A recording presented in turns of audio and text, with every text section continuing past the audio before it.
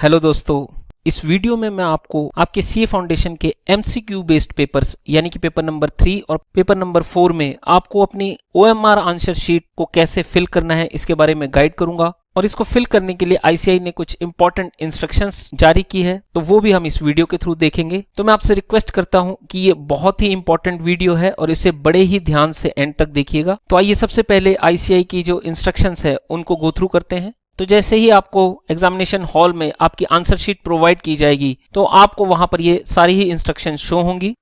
सबसे पहली इंस्ट्रक्शन ये है, बुकलेट के अंदर जितने भी सर्कल्स प्रोवाइड किए गए हैं वो आपको डार्क करने हैं एचबी पेंसिल से। सेकेंड, आपको जो क्वेश्चन का बुकलेट कोड है जो कि बुकलेट के ऊपर प्रिंट होता है वो आपको बहुत ही ध्यान से लिखना है। तो बच्चों इसके लिए आप बिल्कुल भी मिस्टेक ना करें। इन केस अगर आपने क्वेश्चन का कोड और उसका जो सेट नंबर है वो गलत मेंशन कर दिया तो आपका सारा ही पेपर गलत सेट के हिसाब से इवेलुएट होगा। तो प्लीज इसको बड़े ही ध्यान से फिल कीजिएगा।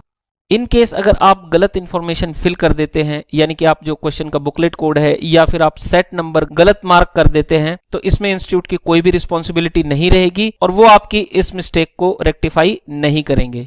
जब आप सर्कल को डार्क करेंगे एचबी पेंसिल से तो उसे कंप्लीटली डार्क करना है। अगर आप अपने आंसर को चेंज करना चाहते हैं तो आप अपने आंसर को इरेज कर सकते हैं, लेकिन इसके लिए आप एक बहुत ही अच्छे इरेजर का यूज करें और जो आपको सर्कल है वो कंप्लीटली इरेज करना है और उसके बाद आप एक फ्रेश मार्क लगा सकते हैं। तो इस बात का ध्यान रखें कि अगर आप आंसर को चेंज करना चाहते हैं तो जो आपने ऑलरेडी सर्कल डार्क किया है उसको कंप्लीटली इरेज करें और उसके बाद ही एक नया फ्रेश मार्क लगाएं। Do not make any spray marks on the answer sheet. आपको अपनी आंसर शीट पे किसी भी तरह का कोई मार्क नहीं लिखना है, इस बात का ध्यान रखिएगा। ना तो आपको उसमें कोई स्पेशल साइन लिखना है जैसे ओम या कोई और रिलीजियस साइन, और ना ही उस पर कोई और मार्क लगाना है। आपको अपनी आंसर शीट पे कोई भी रफ वर्क नहीं करना है, इस बात का ध्यान रखें। अगर आप रफ वर्क करना चाहते हैं तो क्वेश्चन पेपर के साइड में जो स्पेस है उसमें आप रफ वर्क कर सकते हैं। आपको अपने क्वेश्चन का आंसर एप्रोप्रिएट स्पेस में ही लगाना है। तो इस बात का ध्यान रखें कि जो आपकी शीट है वो बहुत ही नीट एंड क्लीन होनी चाहिए। मान लीजिए कि आपके किसी क्वेश्चन का आंसर बी है और आप जो सर्कल लगाते हैं वो बी और सी के बीच में गलती से लग जाता है तो वहां पर आपको उसके मार्क्स नहीं मिलेंगे। और यहाँ पर आईसीएआई ने बहुत ही क्लियरली मेंशन किया है कि आपको अपने आंसर्स को कैसे मार्क करना है। तो जो करेक्ट मेथड है वो यहाँ पर लेफ्ट साइड में शो किया गया है कि जैसे अगर आपका आंसर बी है तो उसको कंप्लीटली डार्क सर्कल किया गया है, और राइट साइड में जो है वो रॉन्ग मेथड्स बताए गए हैं कि आपको ना तो सर्कल के ऊपर क्रॉस लगाना है, ना टिक लगाना है, ना सेमी सर्कल को डार्क करना है और ना ही बीच में स्पेस छोड़ना है। तो आपको कंप्लीटली उस सर्कल को डार्क करना है जो आपका आंसर है। तो आपको ये सारी ही बातें याद रखनी है।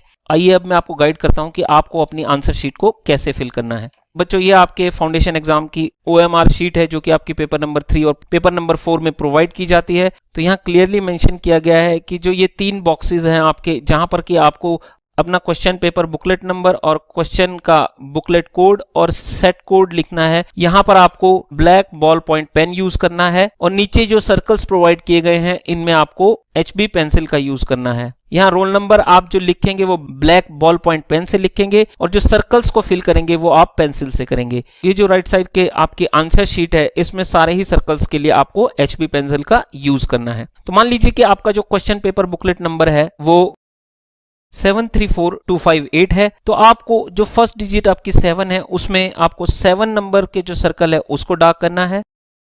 तो जैसे आपकी सेकंड डिजिट 3 है तो इसके लिए आपको थर्ड सर्कल को डार्क करना है। तो इसी तरह से जो आपकी बाकी डिजिट्स है जैसे कि 4258 उनके कोरोस्पोंडिंग सर्कल्स को आपको डार्क करना है। ये जो आपका क्वेश्चन पेपर का बुकलेट नंबर है ये आपके क्वेश्चन पेपर पे मेंशन्ड होता है। और इसके बाद आप मान लीजिए कि जो आपका क्वेश्चन का बुकलेट कोड है वो DEZ है, तो आपको एप्रोप्रिएट सर्कल्स को डार्क करना है।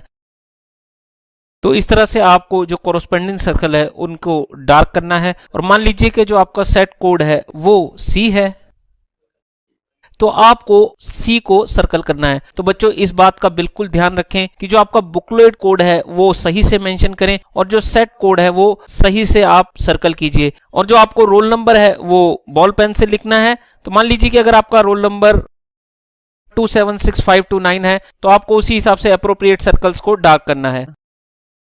और जो आपका राइट साइड का आंसर शीट है तो मान लीजिए कि आपका फर्स्ट क्वेश्चन का आंसर ए है तो आपको ए को प्रॉपरली डार्क करना है और सेकंड क्वेश्चन का आंसर डी है तो आप डी को प्रॉपरली डार्क कीजिए।